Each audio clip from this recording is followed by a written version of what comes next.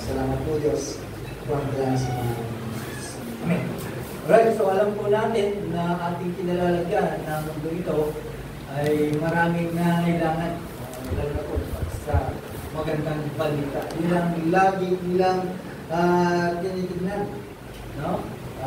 Gusto nila ay matamis sa kanilang pagdinig sapagkat nagbibigay po ito ng isang kasiglang sa puso kung saan ang mga tao ay sawa na sa mga nakikita po nila sa kanilang kaisipan. That's why we as believers, tayo mga mananampalataya, ay tinatawag po tayo na dalhin sa kanila ng liwanag ng magandang balita. Okay? At ito po yung tinatawag na ang magandang balita ay or the good news is desperately needs. Kailangan tao, lalo na sa ating kapanahonan. Siyempre, magsasawa po tayo pagka may narinig po tayo hindi maganda at wala na bang maganda. Kaya sa pagkakataon po ito, sa teksto nating binasa, ay ito ay pinangalahanan po tayo ni Paul. It means yung ating role, yung ating tungkulin bilang mensahero. As a messengers,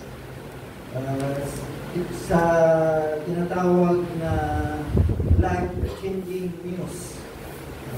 May mga balita na saan binabago ang pananaw ay naging masigla sa kanila. Para sa atin, yung ating daladalang magandang balita, malamang magbabago ang kanilang kinabukasan, ang kanilang pupuntahan, ang kanilang purpose po sa buhay. Kaya sinabi ni Paul, he described the beautiful fit of those who bring the gospel. Bakit kaya? Not for their appearance, dahil siguro maganda yung suot or anything na makikita mo sa kanya, na mainggan nyo, makakita na ang ganda naman ng paa mo. Not appearance, but for their mission. Yung mission. Kaya sinabing napakaganda ang paa mo because meron kang mission. Ang mission mo ay ito yung tinatawag na napakagandang layunin. Imagine, yung gospel na dala-dala po natin, merong magandang layunin sa isang tao na makakinig po dito. Right? Kaya ating aralin sa mata ng Diyos, ang isang mensahero, ang tingin sa kanya ay napakaganda ang kanyang paa. It is truly beautiful at totoong maganda. Okay? Excited, no? Sa sinuman na Kristiyano, bagong Kristiyano, nandito kunin, gawin ang utos na ito. Right? So, bakit napakahalaga ang tinatawag na mensahero or the necessity of proclaimers? Bakit napakahalaga ang iyong dala-dalang mensahe? Right? Dahil sabi po ng teksto natin, sabi po doon, how they will be called on Him whom they have not believed. And how are we to believe in Him whom they have never heard? And how are they to hear without someone preaching? Yan po lang sinasabi ng ating teksto. Okay? Makikita po natin po dito, open. Nagbukas po siya ng napaka-pangyarihang katanungan. Okay? na kung saan ay build up, gumagawa para lang ma-emphasize yung ating pangunahing role, tungkulin, yung vital role ng isang mensahero. Okay? Yung importansya ng mensahero, bakit sa tinatawag na mensahero. Kaya ating unawain kung ano ang significance nito para sa atin. How then will be all on Him whom we have not believed. Right? Alam nyo, ang tumawag kay Kristo, to call on Jesus means reaching out to Him in faith. Yun ang ibig sabihin, to call on Jesus. Gusto mong tumawag kay Kristo, ibig sabihin nun, inaabot mo siya na meron kang pagtitiwala o pananampalataya. Ibig sabihin, naniniwala ka, that's why they call it. No? Kaya mo siya tinatawag dahil naniniwala ka, meron kang pananampalataya at nagtitiwala ka sa Kanya as being your Savior and Lord. Diba? Kaya nga tayo tumatawag kay Kristo. Kaya yung iba tumatawag dahil meron silang paniniwala o pananampalataya sa kanilang tinatawagan. Lalo na tayong mga Kristiyano, bakit tayo tumatawag kay Kristo at tinatawag po natin siya Panginoon at tagapagligtas. Yun po yung ibig sabihin ng to call on Jesus. Right? Pero si Paul ay nagbigay ng isang punto dito that people can call on Jesus kapag hindi nila kilala. Diba? Paano siya tatawag kay Kristo kung hindi niya kilala? Hindi siya tatawag. Narinig niya yung pangalan. Alam niya lang, si Jesus. Pero yung tumatawag kay Jesus, katulad natin, alam mo kung sino siya. Bakit siya tumatawag, di ba? Alam natin kung ano ang mga karakter ng ating Panginoon, kung bakit natin siya tinatawag. So, dito, kapag hindi nila kilala, eh, ba't sila tatawag? Diba? Hindi nila kilala si Kristo, hindi sila tatawag. Kaya, napakahalaga ang mensahero ng Diyos o ng gospel. Para magkaroon sila din ng pananampalataya katulad mo. Diba? Nanampalataya ka because merong nagsabi sa iyo regarding like Christ. Sila naman, hindi naman talaga sila bibigay ng panahon para kinalanin si Christ. Paano sila tatawag? Kaya kailangan po dito ng isang mensahero para malaman din nila kung sino si Kristo. Kasi kung hindi nila kilala, eh paano sila tatawag? So, there is mayroong pangailangan ng isang mensahero ng gospel para magkaroon sila ng pananampalataya. Bakit? Kasi ang pananampalataya comes from hearing and hearing the word of God. Kaya kung walang nagsasabi sa kanila, eh wala silang pananampalataya, hindi sila tatawag kay Kristo. Hearing and hearing the word of Christ. So, paano natin ma-illustrate po ito? Paano natin bibigyan ng illustration ang mga bagay po ito? Imagine na lang natin isang tao na nalulunod sa ilalim ng dagat o ibabaw ng dagat, sa gitna ng dagat. Nalulunod ang isang tao. Eh, ano ang kailangan nila? Siyempre, tatawag sila ng rescue. Di ba? Pero paano kung walang rescue? Course, kailangan hanapin muna nila, baka merong lifeboat sa bangka sinasakyan. Or anything na pwedeng nilang magiging pataw para maligtas sila, right? Hanap ka muna kapag walang rescue. Gagawa ka ng paraan para ikaw ay hindi malunod. Okay? So yun ang una nilang gagawin before the call out for rescue. So, of course, kailangan paniwalaan muna nila na merong lifeboat sa kanilang paligid. Right? So, ganun din po, mga kapatid. How can people reach out to Christ if there's no preacher proclaiming the words of God? Ano nila malalaman? Kung walang nangangaral na salita ng Diyos, paano nila makikita?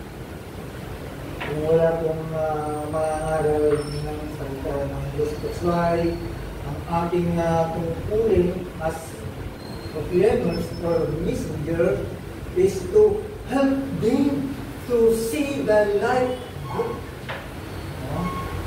Para matulungan po sila na makita nila na there is light book nearby. Okay?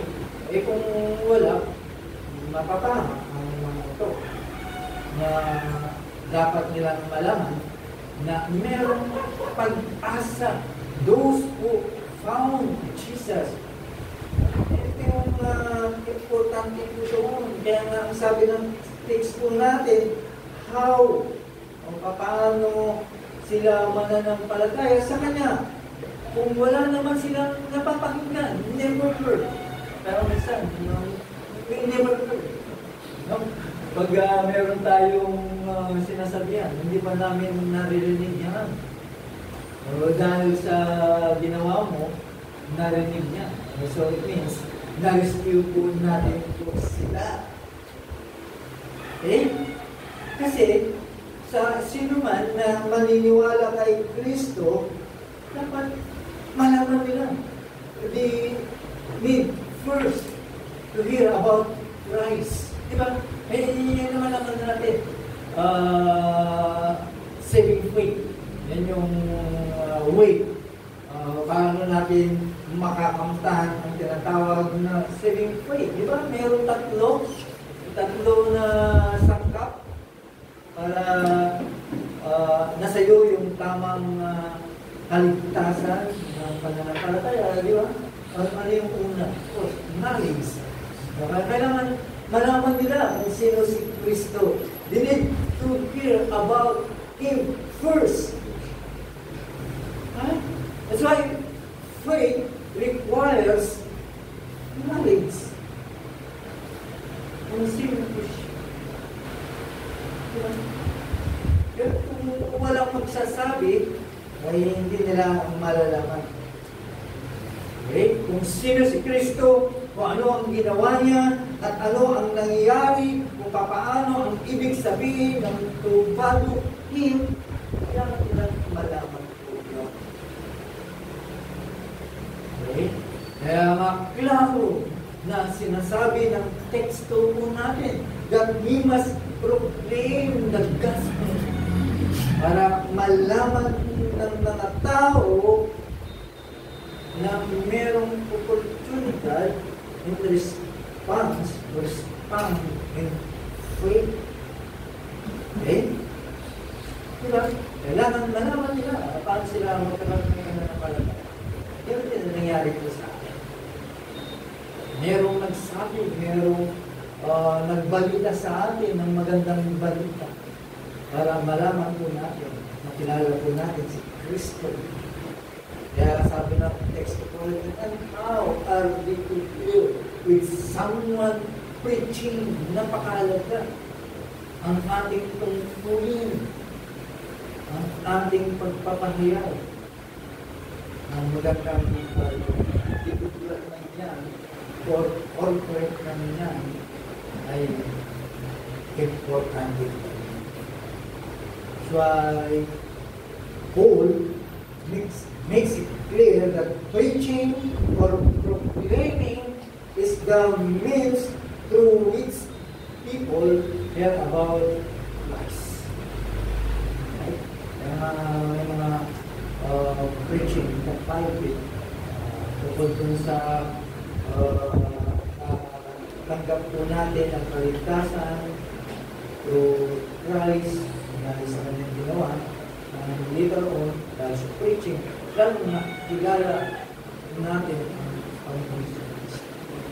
Kaya yung pananampalataya mo ay lalong lumaki, nagbunga, hanggang sa dumating sa dulan na ang iyong pananampalataya, naniniwala ka na kay Kristo at kaligtasan kaya ay ito na wala.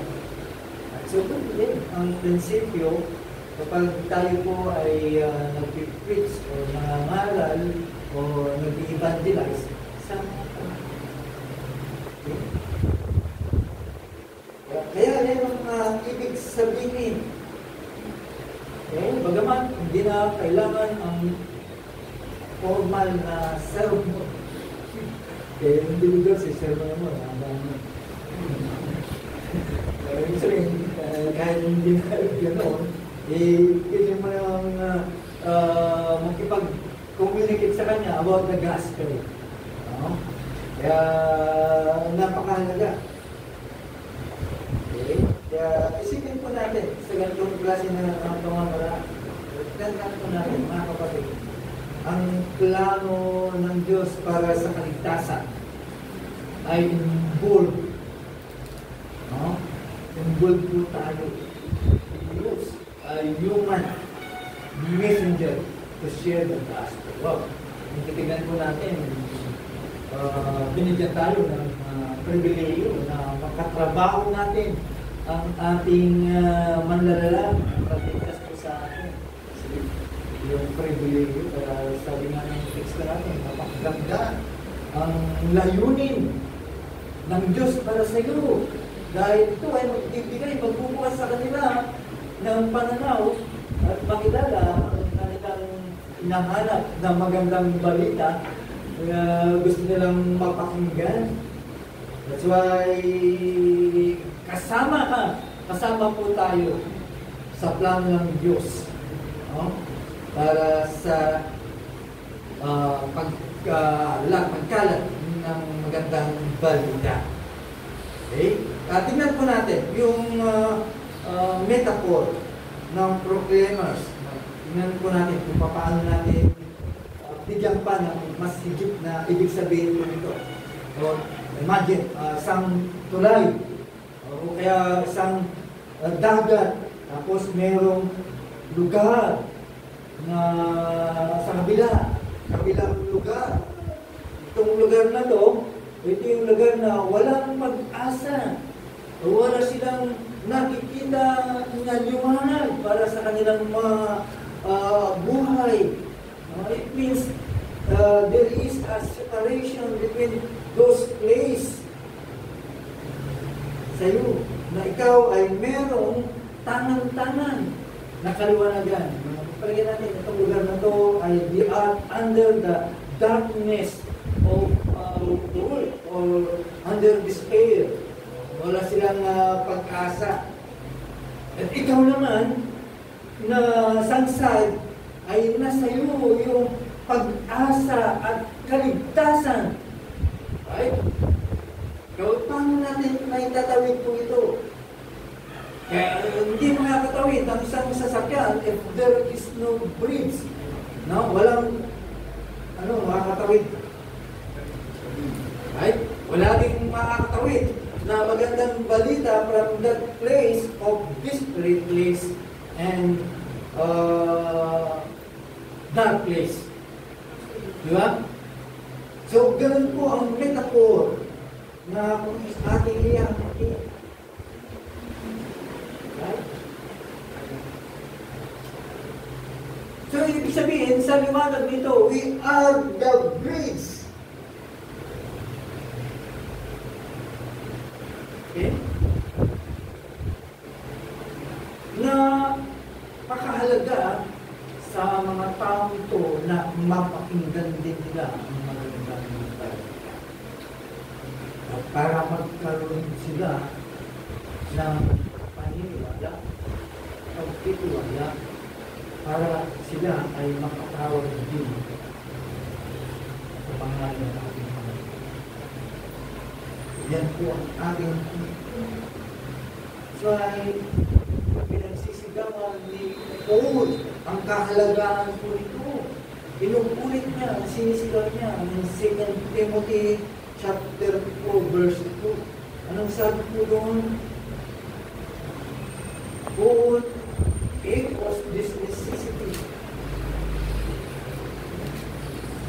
Anong sabi po ng 2 Timothy chapter 4 verse 2? Preach the word. Be ready in season and out of season.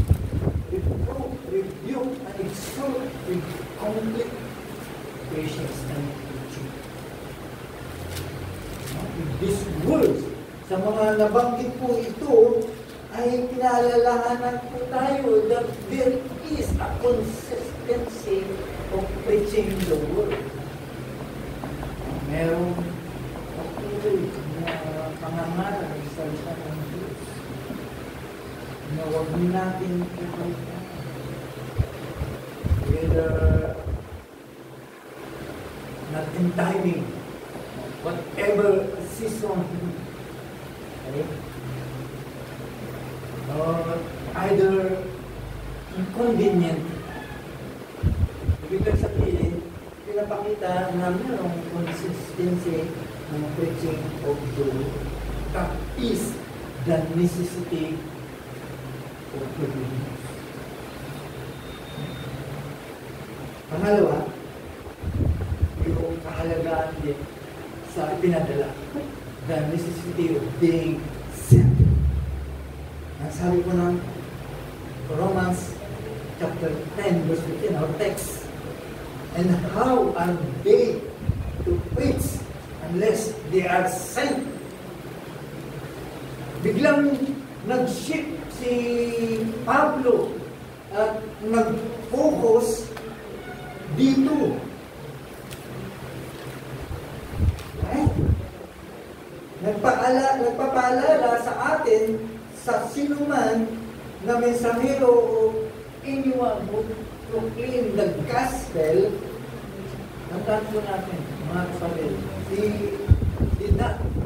hindi tayo pumunta on our way. Hindi kapunta dahil iyan ay kagustuhan mo, hindi kadahilanan mo. Okay? You are sent by God. Ang Diyos ang nagpadala sa iyo at binigyan ka ng kapangyarihan ng banal na Espiritu at binigyan ka ng malaking suporta ng simbahan. Imagine yung backup na meron po tayo. Muna ang Diyos mismo. Kapangyarihan ng banal na Espiritu. At lahat ng membro ng simbahan ay lumulubog para bigyan ka ng suporta. Right? Nang ibig sabihin, yung tao o sino man na pinadala o pumunta ay binigyan ka ng kapangyarihan ng Diyos, ng authority, at kadahilanan sa mission. Diyos ang ating sanlibutan. Kaya nga pag naintindihan natin at tiyakapin natin ang ibig sabihin po nito, okay? At ibigay po sa atin ang lakas. Why? Because this is a divine mission, divine calling, ang divine commission. Ibigay mo sa atin yung nasa atin kung talagang yayakapin mo natin, o titignan po natin. Kung hindi po natin titignan po, talagang hindi itigos ang mga Kristiyano. Divine calling po ito. Kung ating ma-realize, maintindihan, okay? Hindi naman po ito individual choice. Dahil gusto mo. Manawagan po ito. Yes. Ang confession po sa atin. Para maintindihan po natin ang ibig sabihin po nito. Tandaan po natin kung saan ang ating Panginoon ay nagbigay siya ng command sa Great Commission. Anong sabi po niya? In Matthew chapter 20, verse 19 to 20, and doon po yung context ko po naman. Diba? Go and make disciples all nations. And be bakit kaya sometimes hindi po natin nagagawa? Kasi alam na po natin. Pero, again, sabi po ng ating text, how beautiful are the feet of those who preach the good news. Napakaganda daw. Ano kaya ang ibig sabihin mo nito? Okay? Si Pablo, kinuha po niya yung Isaiah chapter 52 verse 7. Doon niya ginawa mo yun eh. At describe niya bakit napakaganda. Imagine, no? Ipipicture out po natin doon sa ancient times. Kasi nung unang panahon, ang mga mensahero madalas ay sila po ay naglalakbay sa malayong lugar at walang anything food. Ano ibig sabihin? Underfoot. Nilalakad. Hindi yung walang sandals, hindi, ma-work out yung talampakan mo. Ibig sabihin, from here to Saudi Arabia, nilalakad po nila. Underfoot, no? Ganon. Bakit napakahalaga? Because merong importante na mensahe na dadalhin ang taong yun. No? Despite of their weariness. Siyempre, nakakagod. On foot. No? Lalakarin po nun. Talagang mapapagod ka, makikita yung tsura mo na para kang wala ka ng lakas. Because ang inaasahan kasi ng mga tao, mayroong kaakibat na magandang balita. There is joy. Mayroong kagalakan. Okay? At mayroong relief sa mga tao na tatanggap sa balita na dala-dala ng taong yun. Dahil sa kanilang mensahe. Ganoon ang itsura ng mga messenger. During the time, sa atin, nakamotorsiklo. Kaya pag may dumating, wala ito, nakamotor lang. Walang pagod. Walang effort kung bakit nakarating yung surat nito. Pero pag sinabi niya, alam mo yung surat mo, naligaw kayo, galit pa nga yung nakakagal. Bumalik ulit dito. Pero wala tayong makikita ng effort para sa kanya. Bakit niya dinalat ito. Pero tignan po natin, mga kapatid, bakit sinabi ko ito na napakagandang paa ng nagdadala nito. Ano ang symbolism po nito? Na makikita po natin, it gives honor. Nagbibigay ng paggalang sa isang tao na may dala ng magandang balita. At kagalakan. Hindi lang ikaw ang magagalak, kundi yung tao din na tatanggap ko ito. Because yung gospel na dala-dala po natin, nagbibigay ito ng kapayapaan sa kagalakan. Hindi dahil magandang suot mo sapatos. Naka-appearance. Hindi yung mission na dinala mo doon. Okay? Dahil ito po ay nagbibigay ng pag-asa at kaligtasan sa iba. Isang mensahe. Now, tingnan din natin yung kahalagaan ng nagpadala ng necessity of the sender. Ano sabi po ng text po natin? In verse 15, and how are they to preach unless they are sent? Okay? Yung messenger o yung proclaimer na hindi po ito self-appointed, mga kapatid. Naman, nasa ating desire o yung ito nais na mangaral, pero hindi ito self-appointed.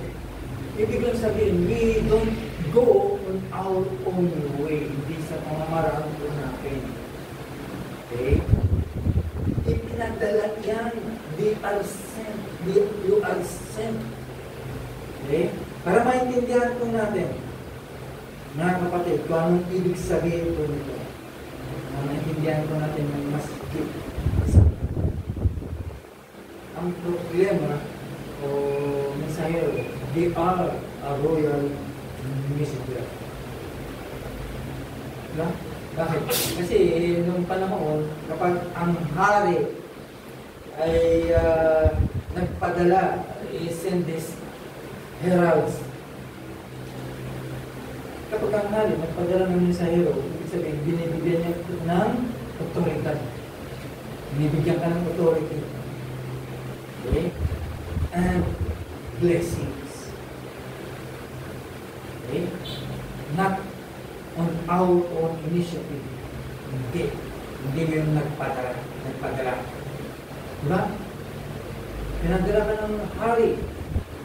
Binibigyan kita ng otoridad para gawin mo yung pinapagawa ko sa iyo. Okay?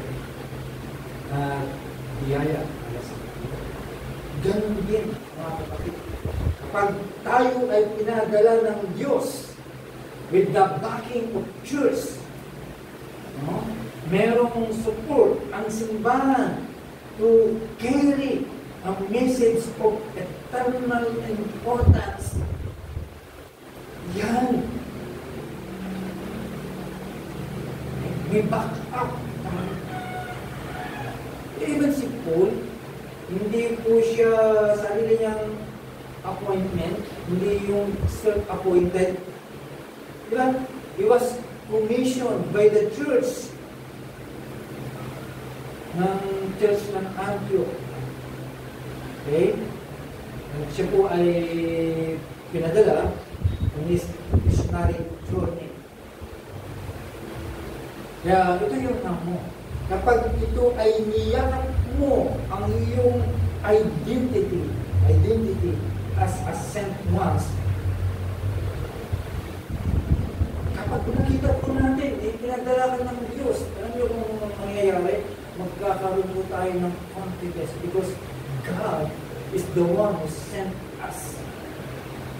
Dahil yung authority ay manggagaling sa Diyos.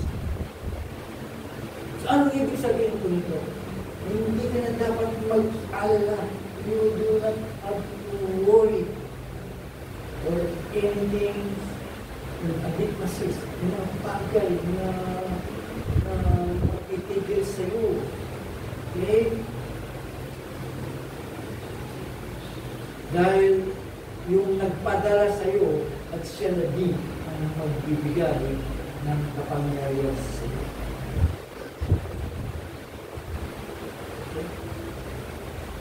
That's why sa mensahe ni Paul, message po dito, pinaalalahanan po tayo as a proclaimer, as a messenger, as an evangelist, ay napakahalaga po ito because you bridge the gap.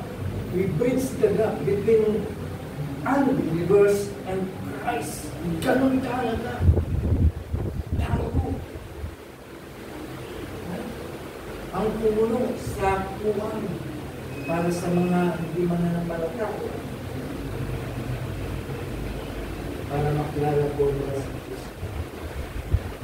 So, it's bilang mensahero, you carry the unmatched beauty. Walang nang mas maganda pa. Wala nang ibang mas magandang maganda pa sa dala-dala natin.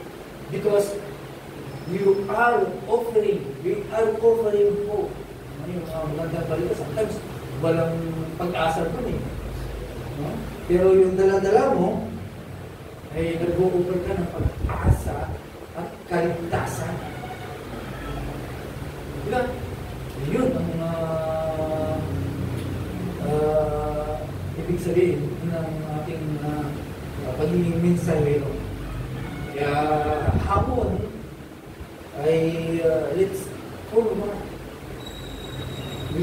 step up with your beautiful makbang po tayo na meron ka magandang paa. Right? Knowing na dala-dala mo yung liwanag. Magmula yung liwanag doon sa kadiliman at pag-asa sa mga despair. Wala nang pag-asa. Wala nang pag-asa. Those people na kung saan talagang pag-down na because of sin. Okay? Kaya hanggang ko natin bilang matapat na mensahero o proclaimers, dala-dala po kayo yung magandang balita na merong mensahe ng kagalakan. Okay? Na ang buhay mo ay magliliwanag sa Kanya. Makikita nila yung liwanag ng buhay mo, the one who you represent, makikita nila ngayon sa Kristo. At maniniwala sila sa iyo. Imagine, galing ka ba dito tapos pumunta ka sa bahay. Anong dala-dala mo? Ang layo mo. Ba't ka lang dito? Meron akong magandang balita. Sige po, yung balita po. Paano po natin i-apply sa buhay po natin bilang mga mensahero, mga proclaimers of the gospel. Mga kapatid, para hindi tayo mawalan ng pag-asa. Kasi ito ay role, pribilegyo o responsibilidad ng mananampalataya. Kaya we must recognize our role as a proclaimer. Meron kang tungkulin. Of course, being Christian, ay proclaimer na rin. Kasi kailangan i-proclaim mo kung ano nangyari sa iyo. Diba? Kailangan mo patotoo ang mga bagay na ito sa mga kamag-anak mo. Kasi sila nakakilala sa iyo, mga kaibigan mo. Diba? Sila maniniwala sa iyo dahil alam nila kung sino ka noon at sino ka ngayon. Diba? Yun ang dapat natin makita. Okay? So, we have to recognize our role because every believer ay tinatawagan to share the gospel. Whether through words or action. Kaya essential pa rin yung mga galaw po natin, mga kilos po natin, mga ginagawa po natin. Diba? Silent proclaimer. Meron. Silent proclaimer. Yung ginagawa po natin. Hindi ka na nagsasalita. Alright? So, pero mas essential yung talagang sinasabi mo. Okay? Kaya mga kapatid, as we reflect this message, okay, tignan po natin ang ating panandalian, ang ating mga buhay. Tignan natin. We have to share Christ, love, and hope. Yan po yung dapat po natin, especially sa ating mga pamilya, kaibigan, friends. Okay? Ano gagawin po natin? Bilang mga messenger, pray. We must pray for eternity and boldness to share. Panalangin po natin sa Diyos na bigyan po tayo ng boldness at discernment na makita po natin kung sino ang nangangailangan ng gagawin na kailangan ng marinig ang magagawin. Bakit ko sinabi ko? Kasi pag nag-discern po natin, siguran po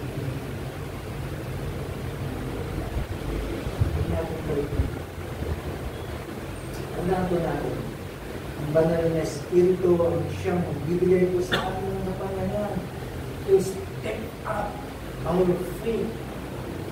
Kung mananampalataya po tayo, tama po natin. Because there is an urgency about this message. Tandaan po natin that there is urgency of this message. Ang gospel ay hindi lamang po ito good news. No? It is an urgent news. Kaya sikapin po natin na sumisid po tayo. Okay? Sa katotohanan ng punto, because there are many people na nasa paligid po natin. They are spiritually lost. Yan yung mga naghahanap ng katotohanan. Okay? Naghahanap ng katotohanan naman. Pero hindi nila makita dahil walang nagsasabi sa kanila. Kaya we have to pray for a sense of urgency. Okay? Na alam po natin that eternity is at stake. Okay? Knowing that eternity is at stake. Kung gusto mong tawagin ka na maganda pagpapa, hindi naman pala magiging yung sagot. Magdala-dala po natin yung tax. Tayo naman. Maraming salamat po muli Diyos sa pagbubukas po muli sa amin. Aming mga pagpulin bilang mga Kristiyano, bilang mensahero, bilang proclaimer, bilang evangelist. At alam po natin doon na may mga kadahilanan po kami. Maraming mga rason, maraming mga bagay na siyang tumitigil sa amin. Maraming kadahilanan. Pero kung aming susuriin, aming yayakapin, wala lahat dito because ang nagpadala sa amin ang siya papakapos sa amin. Ang nagligtas sa amin ay siya din ang nagpapadala sa amin at siya din ang nangako sa amin na siya ay kasama-sama ng natin. Wala namang pinutang na. Hindi back up natin bawat isa. Sanggang pangalan. Lahat mabulat ng sila. Lord, sana ay makita ko namin ang urgency ko. Kaya sana kami, makuha ko namin, makita ko namin ang oportunidad na